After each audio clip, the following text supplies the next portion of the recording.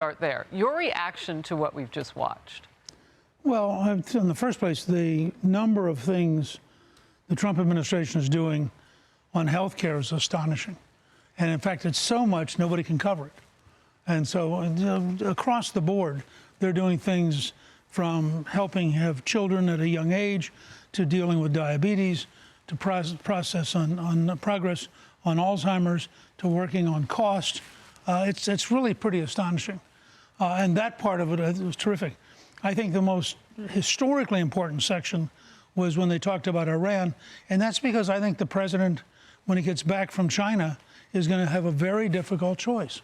Really? The Iranians are not going to give in. And so he's either got to decide, and he was very clear again today. I mean, he believes the Iranians having nuclear weapons is a mortal threat to American cities. Well, then, if he really believes that, he'd better have the Defense Department or the Department of War figuring out a campaign strategy that allows us to stop them from doing it. Speaker, having led in all different sorts of situations, you've seen how it can go on Capitol Hill. Right. How surprised or not are you that the War Powers Resolution, the Democrats say they're all bullish on and they want to cull the powers of this president, doesn't get by even the Democrats?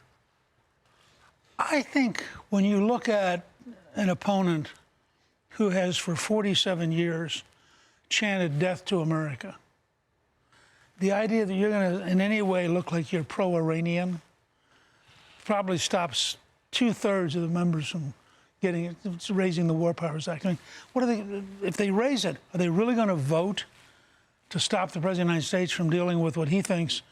I mean, and this will become a real issue this summer. I mean, you want to risk Chicago, New York, Boston, Washington? Or are you prepared to say, yeah, this is really tough stuff, but we cannot allow the Iranians to have nuclear weapons and missiles that can reach the U.S.? And when you look at polling, when that becomes, people don't like the war, they don't like fighting, but when that becomes the issue, you get very big majorities that say, yep, you got to do something. Yeah, and we're on like the 6th vote. I think we just had that, and yeah. It's still this president is able to do what he needs to do. Ainsley. So Benjamin Netanyahu said that there's still work to be done, and he said enriched uranium must be removed from Iran and believes that it can be done physically.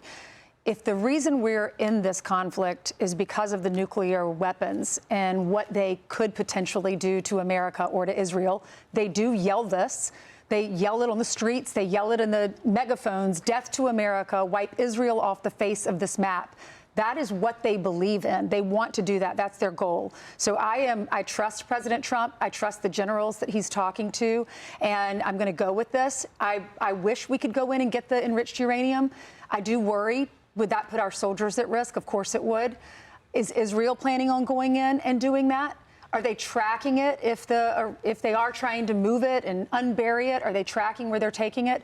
I do trust the powers to be and those generals that are in the military that are directing the president. I just want everyone to be safe. But it was suggested, the energy secretary this weekend suggested that announced yesterday that Trump is open to all ideas to combat surging prices, talking about gasoline prices, including suspending the federal gas tax, which currently stands, y'all, this would save a lot of money, 18.4 cents per gallon for gas and 24.4 cents per gallon for diesel. You know who won't do that? Blue states, like California and New Jersey and others that popped almost immediately at the beginning of this conflict before we'd even felt anything with gas prices, with the price of oil, I should say. Why is that, Harris? They want the prices higher because they don't like Trump? Well, they just want their money.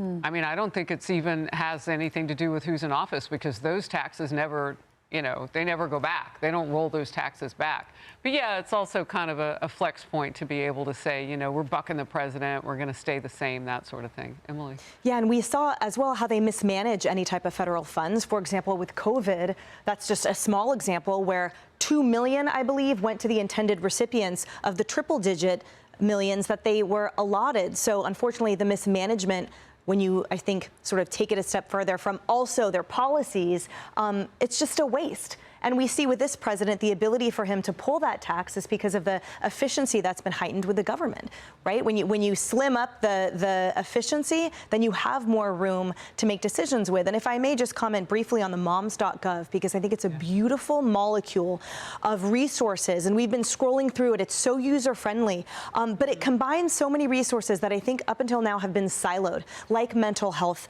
and adoption, breastfeeding, preconception health, resources for women and parents, Trump RX and Trump accounts, nutrition quick facts, and then obviously the support services and the health centers that include pregnancy centers. And you put that in stark contrast with the Biden administration, where just a few weeks ago we learned how that administration and DOJ learned only of a couple pregnancy centers by Googling, but they were on a text basis with all of those abortion centers. And you contrast the language where when this administration talks about women's health and affirmation, they're talking about life. And they're talking about protecting and saving 2 lives and generations as a result. The prior administration and those on the left, when they're talking about care, they're talking about terminating a life. And so any type of narrative that you see about this situation is certainly not affirming life and choice. It means affirming terminating a life. You know, and as you speak, Emily, I'm thinking about, look at who all these messengers are. There are men and women at the table now talking about these issues. I mean, that's something that President Trump has done, has brought in more female voices to talk about these issues for moms. Kaylee. Yeah, Emily is exactly right on this. You know, I've long said that we've got to care about these mothers as much as we care about children. We all have a heart for life here, but having a heart for life in the unborn means having a heart for these moms that often find themselves in the most difficult circumstances. The person they're with oftentimes leaves them. They're destitute. When you go to any of these pregnancy care centers, I go to a lot of them across the country, they will tell you oftentimes the first thing a woman will ask when she comes in, she will say, I'm hungry, because they don't have food. And these pregnancy care centers, which are now finally acknowledged by the U.S. government on moms.gov, there are about 3,000 of them, they're driving women there. These are people who reach out. One mom said, look, I had 5 kids. There's only 4, or I have 6. This is a 6th pregnancy. There's only 5 seats in my car. They dropped everything they were doing at this pregnancy care center, raised money for a minivan for this woman. So these pregnancy care centers, they are heroes. And now they have the support of the U.S. government behind them, caring about moms from the moment of conception all the way to finality. Quick point on Iran. You get the real sense that President Trump may have made a determination here. He emphasized over and over again, Iran cannot have a nuclear weapon. He must have said that phrase 10 times. He said the ceasefire is hanging by a thread. And then he said this. He said, how stupid are these people? They think, well, if I get tired of this, I'll get bored or I'll have some pressure, but there's no pressure at all. We are going to have a complete victory. I get the real sense watching this president's made a decision. When he decides to take action, it may be after the China trip. I think that's wise. But I do think we're going to see further action in Iran, just my guess. And it's so fascinating. I'll end with you, Speaker, on this one point. It's so fascinating how he literally can show the world that he tried everything, to the point where even the neighbors were fired on, the UAE and some of our friends.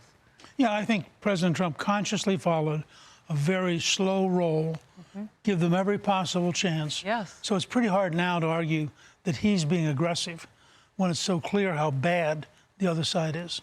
Be sure to like and subscribe for all the Fox News latest on YouTube, and catch full shows streaming now on Fox One.